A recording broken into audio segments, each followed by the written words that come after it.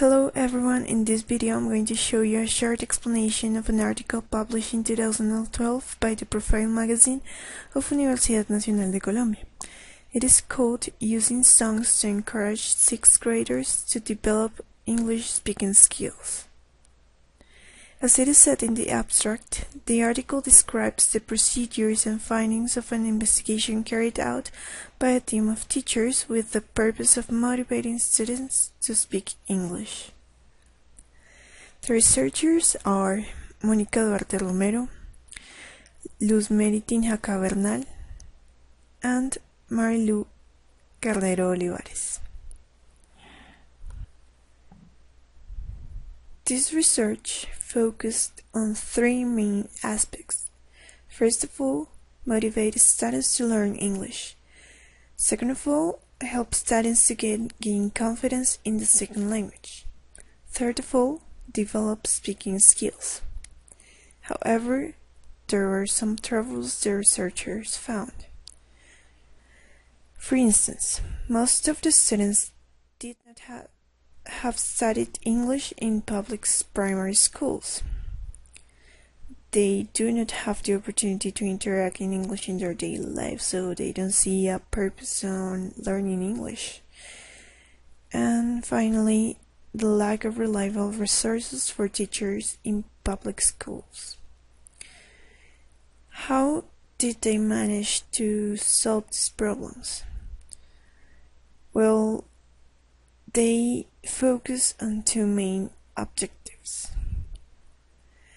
The first one, to explore different alternatives for exploiting songs in the English class, and second, to examine students' oral production when taking part in activities that involve songs in English.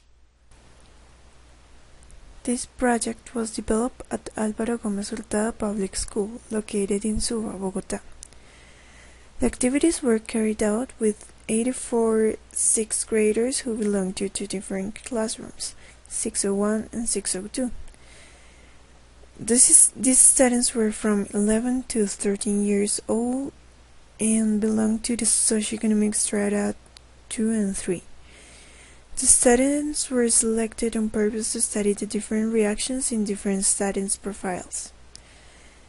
The study was focused on the room 601, and it mainly observed 5 students. The first one, S1, was a high achiever, S2 was a smart student, S3 was lazy, S4 was a difficult student. She did not like English class, and S5 was a naughty student. Regarding the literature review, the researchers found some projects based on human references, and they quote several authors. First of all, regarding advantages of the use of songs in the English class, there are many key studies that have proved that including songs in the learning of English is very useful, and it is supported by Morales, who considers that when a student sings, he or she practices pronunciation and they are able to discuss different topics in the lyrics like feelings, and that way they can practice speaking by expressing their opinions and reflection about the contents of the songs. Also, Overlova have said something about this issue, listing some of the advantages of working with songs in class, like practicing the rhythm, stress, and intonation patterns of the English language, teaching vocabulary, especially in the reinforcement stage, also for teaching grammar, speaking, listening, and developing written skills. Cuesta have said that students can show behaviors, emotions, or feelings. And McCartney talks about the use of songs to teach more than just a vocabulary point, because songs allow teachers to cover grammar points in an effortless fashion. Actually, the other authors quoted support these ideas too.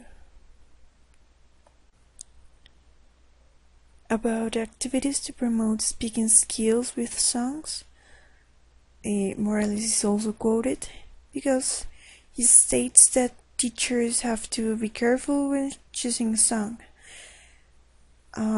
It should have the right characteristics to fulfill students' needs in terms of the learner's context and the possibilities the songs gives them in order to introduce new elements to their language. Also, Natasha's quote, because that songs sometimes can be changed a bit. For example, if you say row, row your boat, you can easily change it to fly, fly, fly your plane. It is labor of the teachers to decide why or how to change the song to fulfill the needs of their learners. Lindströmer and Malinsky propose some activities to enrich listening to the song, like song illustrations, like mixed up lines, and finding a word. Finally, Allen and Bellet are also quoted because they suggest another activity, that is, making students to bring different instruments to class so they can attempt to sing the songs they like. The researchers work according to the chemist and McTaggart moments on a research study that are planning, action, observation, and reflection. Regarding the planning, they explore the ideas of authors and researchers who had already worked on these kind of projects, and also they observe their students in order to make some kind of diagnosis previous to the learning activities. Then, regarding the action, they implemented activities like song selections, presentation of the songs and their vocabulary, they practice pronunciation, make some discussions, and so on. Observation, the third moment, was always present, of course. One of the teachers was in charge of just observing, and also they applied surveys, recorded videos. The first moment, the last stage of the research, is to reflect upon what has been done and drawing conclusions, taking into account the information gathered. Pedagogical design. Every lesson used songs in the form of workshops. They had to pre-select 10 songs, considering the aspects they wanted to develop in their students. So they made a chronogram, and they had to look at the behavior of the students while listening to the song. What were they missing? What do they have to improve? And according to that, they could select another song or modify the one that they had previously chosen. As part of this chronogram, they pre-selected these songs: This Love by Maroon 5, Lemon Tree by The Secret Garden, Yesterday and Yellow Submarine by The Beatles, Don't Worry Be Happy, Three Little Birds, No Woman No Cry by Bob Marley, Yellow by Coldplay, and Dust and Away by Kansas. For collecting and analyzing data, they follow the 5 steps proposed by Burns: assembling, coding, and comparing the data, building interpretations, and reporting the outcomes. As already stated, the instruments used to collect data were observations, videos, and surveys. In the stage of data analysis and results, they organized and coded all the information they gathered in each one of the instruments.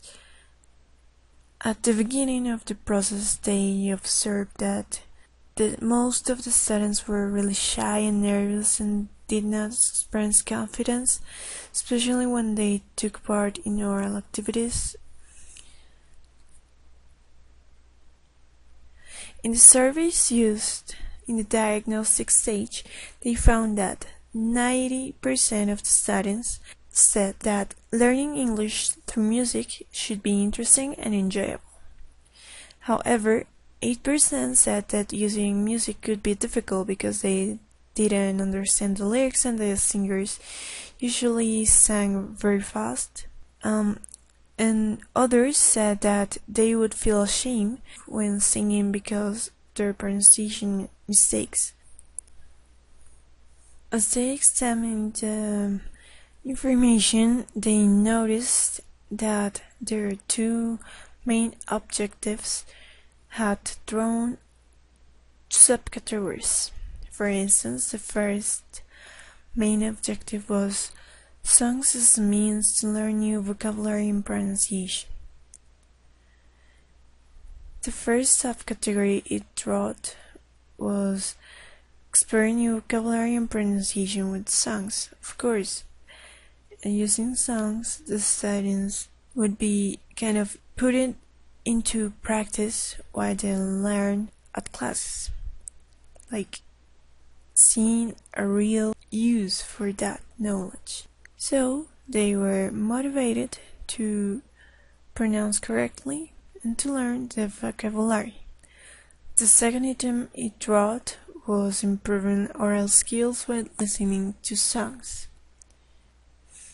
Of course, as you gain pronunciation skills and vocabulary skills, and you learn how to express yourself and give your opinions, you gain confidence and you improve your oral skills. Now, with the second objective, showing confidence and motivation when singing, it wrote teamwork to overcome fears. What does this mean? That the teachers in this study let the students choose the ones they wanted to work with. They usually choose their friends, so they were more confident and more encouraged to speak. The second item it wrote was talking in a non-threatening environment. It has to do a lot with the first one, because as you're working with your friends, you have fun and they are less likely to judge you. At the same time, you're practicing. They actually mentioned a case where they asked a student to sing on his own, and he was really shy and with the head down. But when he was asked to sing with their partners, they all enjoyed the activity and were pretty confident.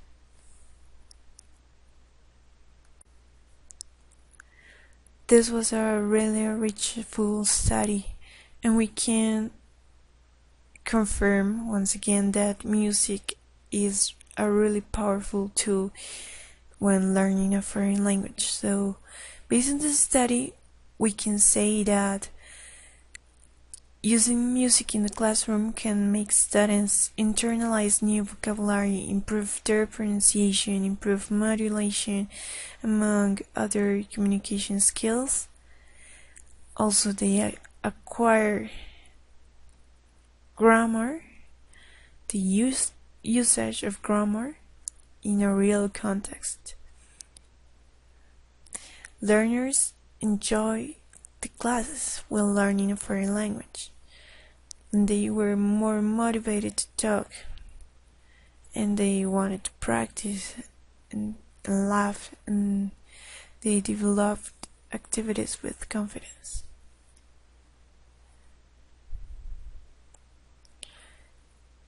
So, at the end of the article, this is some kind of invitation to teachers to have a careful look when choosing a song for pertinent activities, because there are plenty of songs, but the majority doesn't match with the needs of the students.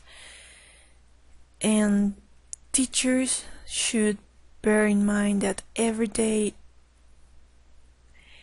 they have to be innovating, and the profession makes you or force you to face new challenges, and you have to find the solutions and alternatives to overcome the limitations. That's why actually they made this project, to go beyond the results and to search what can be useful to learn.